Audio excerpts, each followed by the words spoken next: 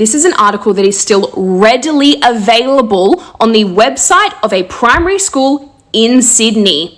2012. Don't want to do your maths? Sick of always cleaning your desk? Why don't you invest in a slave? This annual Year 6 fundraiser is on blah, blah, blah, blah. Make sure you bring your money along and get ready to bid for your Year 6 student who can do these jobs for you.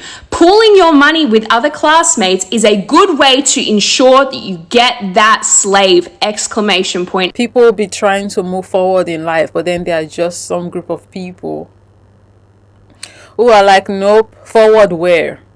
Today's video, shout out to Ade.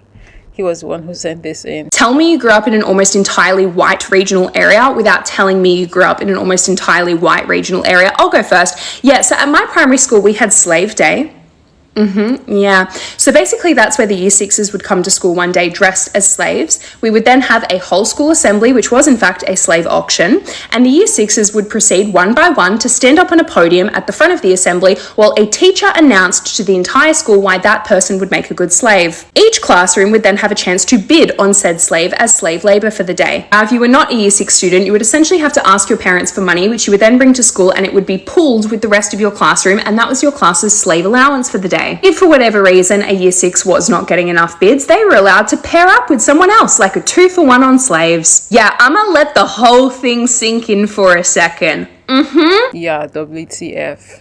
While I'm at a point where I don't exactly get shocked anymore, it does get somewhat like, I don't know how to describe it. Exhausting is not the word. It's like, here we go again. Like, you would think there is a limit, but then each and every time you learn that there really isn't for them people. Because, like, what is the reason?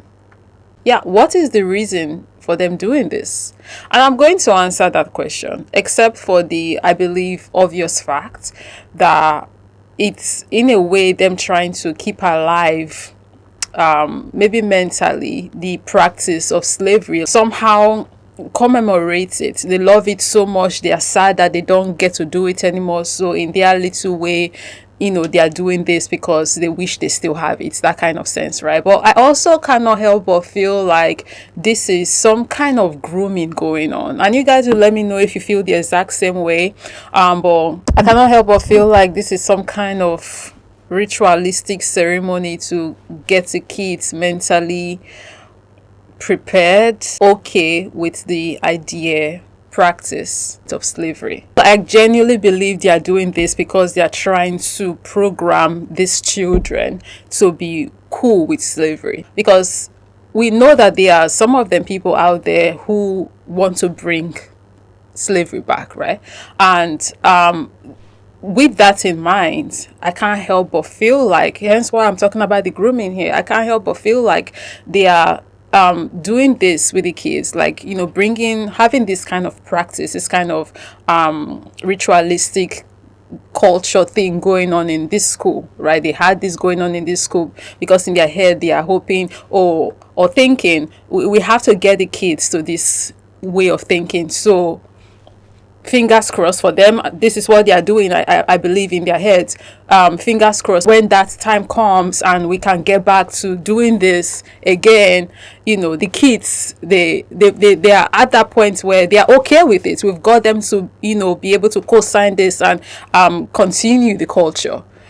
Because why else would they be doing this if that's not what they're thinking? It makes absolutely no sense. It's crazy. People will be trying to move forward in life, but then there are just some group of people who are like, nope, forward where? If you're like, Jill, WTF. Yeah, this was a big to-do in the school. This was a big to-do. We looked forward to this all year because A, at that age and at that time, we didn't know any better, and B, all of the adults in the room were endorsing this. The parents of the Year 6 students would come to school and watch the slave auction, and when someone was sold, everybody in the crowd would cheer like, woohoo, Jessica, sold to classroom 3B. We were children. It goes without saying that there is so much wrong with this in so many ways. I want to know who the first person was that was like, you know what would be a good idea? You know what is going to be great for the reputation of our school? Let's do a child slave auction every year. It's going to be good. And the craziest part is it wasn't just our primary school. It was the other primary schools in the local area as well. Like, who, what, when, where, why? Who, what, when, where, why? This is literally some kind of like catch them young. See, trust me. I'm doing a trust me bro moment right now. This is a catch them young activity going on. Catch them young. Train up a child in the way they should go so that when they are grown, they would not depart from it. Only that what they are training these kids to have, the kind of mindset they are instilling in these children, is the slavery is okay mindset. That's what they are doing. And notice how young, right? Primary school. Catching them young. And she said this is a practice that was happening in a good number of the schools in the area. So it was a community thing. I'd like to add, I left primary school in 2010 and this was still going on. 2010 and you're still hosting child slave auctions. I don't even know when this finished.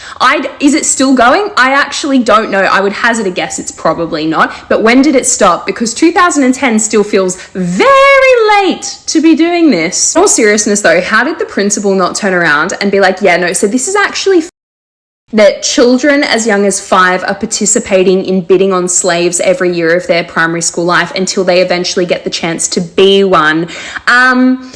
Yeah.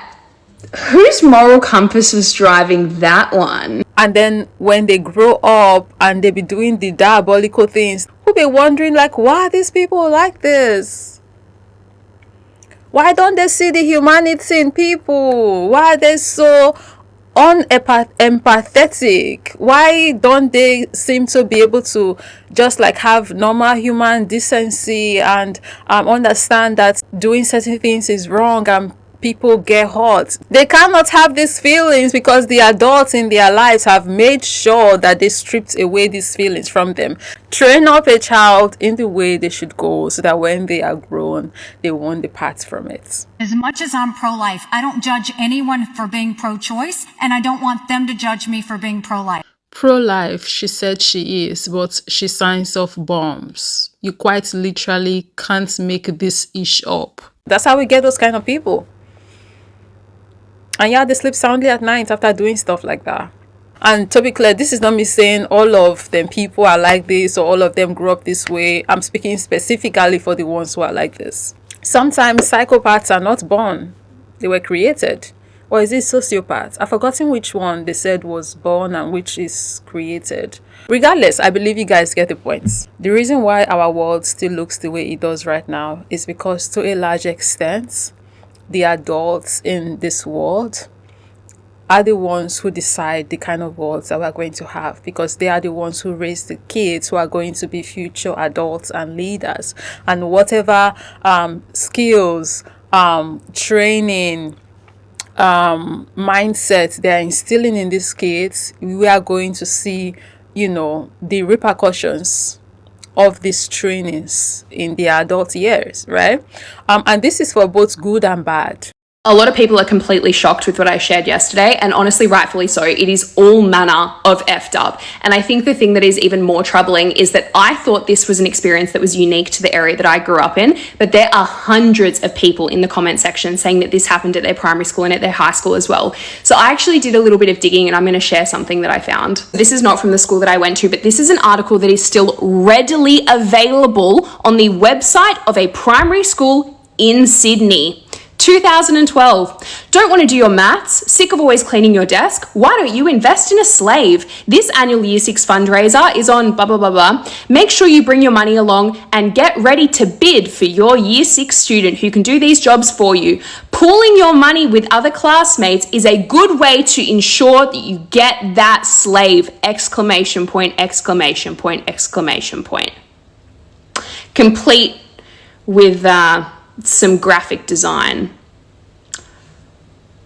In capital letters, WTF. 2025, and that article is still readily available. All you have to do is to type into Google primary school slave day. It is the first thing that comes up. For the people who were questioning the legitimacy of the story that I shared yesterday, unfortunately, it is very true, and this stuff has been happening and is, by the sounds of it, still happening in one form or another in multiple schools across the country.